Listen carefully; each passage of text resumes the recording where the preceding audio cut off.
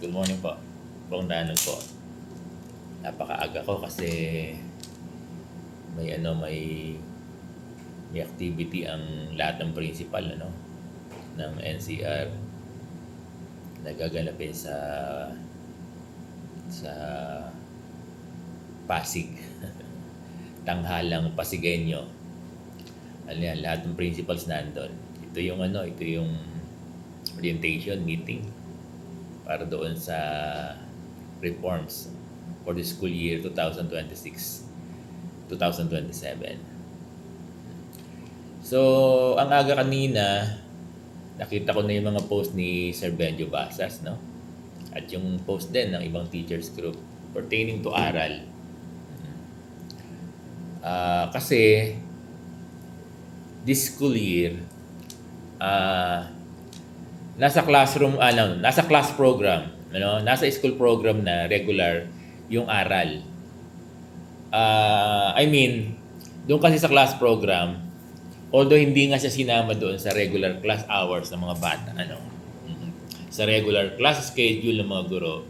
Pero after ng class schedule, class hours ng mga guro natin, doon papasok yung aral, 2 to 3. 2 to 3. Ngayon, kasi ang DepEd, diba, yung one of the ASECs in a congressional meeting yata yan, hearing sa Congress, no, or House of Representatives, no, representatives. Ang sabi nung isang ASEC natin sa DepEd, actually doon sa guidelines ng aral, talagang hindi talaga required ang guro. Hindi guro ang magtuturo. May mga binanggit doon na kung sino magtuturo. Ngayon, seemingly, nagkakaroon ng confusion kahit yung mga principal Kasi June 8, actually may class schedule ng aral, kaya lang hindi pa natin madedetermine kung sino yung mga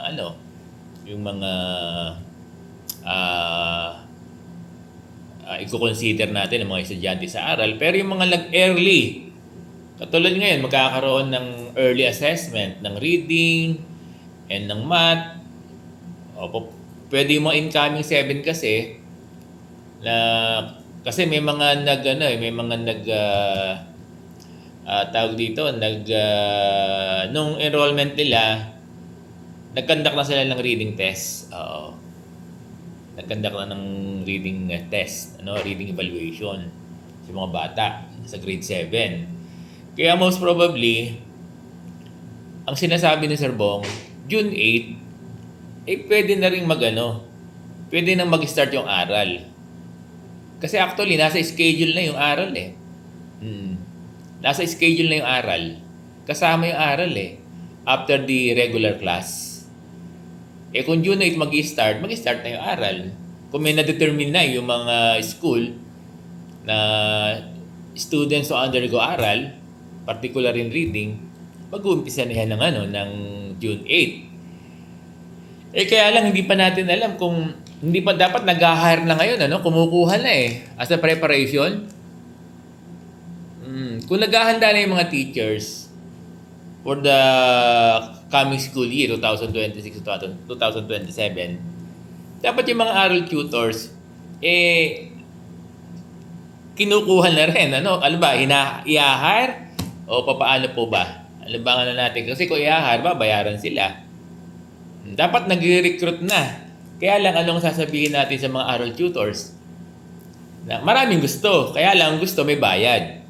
Marami lang ang nagsasabi nagtatanong, nag-i-inquire dahil alam na nila aral. Kaya lang, baka mamaya masagot sa amin sa meeting natin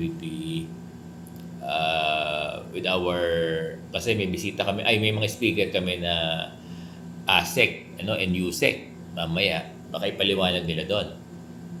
Kung may compensation yung aral. Kasi wala pa ako nababasa. Ewan ko kung na-slow lang ako kung meron talagang compensation yung aral. Kasi kung walang compensation, walang papatol talaga. Kahit yung mga guro, hindi papatulan kasi ayaw na nila ng service credit Kasi ang service credit, maximize may certain ano lang number of service credits na makuha eh. Kung year round 'yan, paano na yung mga services nila doon sa aral na hindi naman nabibigyan ng service credit. 'Di ba? And one thing bago makakuha ng isang service credit, 8 oras. Kaya 8 days isang service credit kung 1 hour yung aral. So, hindi magiging sa mga guro. Hindi magiging appealing. Kahit na sabihin natin advocacy, lalo ngayon, baon sa utang yung mga guro. Di ba? Garnish. Nakasanla. Kaya 75% ng mga guro eh.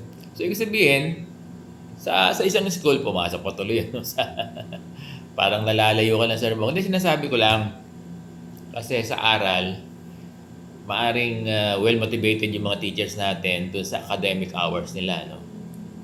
Yes, dun sa regular teaching loads nila. Pero pagdating sa aral, baka demoralize na yung mga teachers. Kasi dito sa NCR, nagpa-part-time yung mga guro eh. Kaya hindi natin sila po pwedeng i-require. Lalo pat may statement ang DepEd na hindi guro ang magtuturo ng aral. Kaya kung hindi ko compensate yung mga guro, i-take nila seriously yung sinabi ng ASIC natin na hindi guro. Kaya papalag yung mga guro natin. Walang kukuha ng aral. Pero, kung may compensation yan, baka yung mga guro natin ay talagang gugustuhin yan. Basta hindi nila hawak yung kanilang yung kanilang tuturuan sa aral. Yun naman ang guidelines. So siguro po hangga't maaga linawin dapat ng DepEd kung may compensation para makapag-hire na po yung mga school o division office kung sino man ng mga aral tutors. Kasi ito yung nakikita nating challenges, hindi tayo makakakuha ng mga aral tutors kung walang kapalit. Lalo ngayon crisis, walang magbo-volunteer, sigurado yan. Walang magbo-volunteer.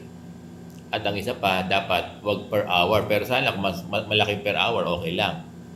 Pero kung hindi malaki per hour, baka wala din pumatos. Baka mamaya 100 per hour lang o 200, 300 baka meron per hour. Kasi 2 to 3 lang 1 hour. Dapat i-consider din na per learner ang bilang ng compensation. Per learner. So, sige po, mag-aantay lang po tayo, ako din naman ay nag-worry, Kasi as a principal, June 8 na So, hindi pa natin alam, hindi ko pa alam kung marami na nagtatanong kasi. Kasi maraming gustong mag-tutor. Kasi iniisip ko agad nila ay may bayad. Tayo naman po, yung mga principal naman, nagwo-worry kasi dapat nag-hire na, napiprepare na sila. So, kung wala pa tayong ma-hire ng aral, tutor, before opening of classes, so, papaano? Guro ang magtuturo, ma-implement lang. Kaya lang, walang makukuha ang guro. Sana po nakukuha tayo, Nakukuha tayo ng ating DepEd authorities. Maraming salamat po.